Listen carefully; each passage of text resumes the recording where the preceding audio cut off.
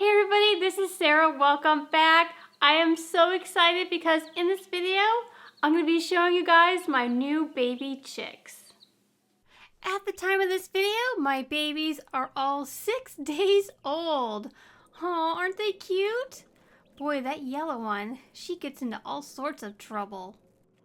I purchased all of these chicks online at a place called My Pet Chicken, and I ordered these like 2.5 months ago. I wanted certain breeds, which is why I didn't go to my local Tractor Supply or hardware store, and I also wanted females. I found a lot of the stores around me didn't sex the chickens, and although I can have roosters, I really wanted females so that I can have their eggs. So I'm shooting this video on Saturday. All these guys were born on Monday and I received them on Wednesday. Although I do have a couple of grown chickens that actually came with the house that my boyfriend and I purchased last year, I really wanted chicks as I've never had chicks before. So the chicks have to be in a little container called a brooder. Over here I have their water.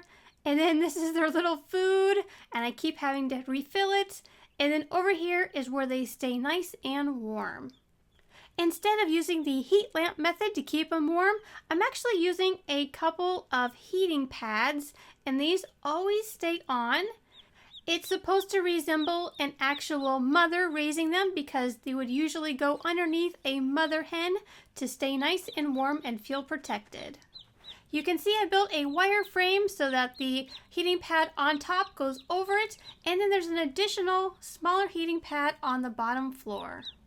These heating pads will never shut off unless I want them to, and a lot of the birds love to go on top during the daytime. This is definitely more of a non-traditional way to raise your chicks, but since I'm located in Arizona, it doesn't really get that cold here, especially inside of the house, so far they are doing really well with the heating pads. I also have a lid for the container, and it's just a regular like Tupperware storage container. I've cut out the top and then put some hardware cloth on top so they can jump out. And this is going to last me for probably a couple of weeks, and then we'll probably have to graduate to a bigger size. So let me introduce you to each individual chick and tell you what kind of a breed it is. This one is a light Brahma. She will be a full-size chicken, and she's actually going to be probably a different color completely from what she is now. I haven't named the majority of these chicks yet just because I like to see their personalities before I give them a name. Now this little chick is definitely a leader, and she likes to be the lookout and make sure that everybody is doing what they're supposed to be doing. If there is something wrong that has gone on, she likes to chirp really loudly so that she can get my attention to fix it. At one point, I think there was something wrong with the water container, and she would not stop chirping until I fixed the water. This next little chick is a buff Orpington, and let me tell ya, she is a little pistol. She was the first one to get on top of the heating pad, and the first one to do a little bombs away and land on some of the other chicks. I thought these little buff Orpingtons were supposed to be a little bit more on the mellow side, but she is definitely more on the adventurous side. This next chick is called a black Silkie. When she grows up to be a big hen, her feathers are going to be totally different than the other chicken's feathers. The description of Silkies is supposed to be that they're more on the mellow side. However, this one is quite active and actually is never quiet. She's kind of freaking out a little bit here. She doesn't really like the camera, but normally she's walking around and eating and always chirping. Well, chirping quietly. Now this little chick is a dark Cornish, and typically these are meat birds. However, I am definitely not going to be eating any of my chickens. They're more like pets.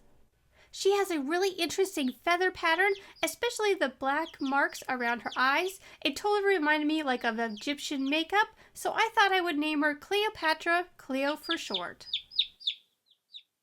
This next little chick is also a Silkie, but she's a white Silkie, and she is just the sweetest little chicken. She's super mellow, and she loves to be held.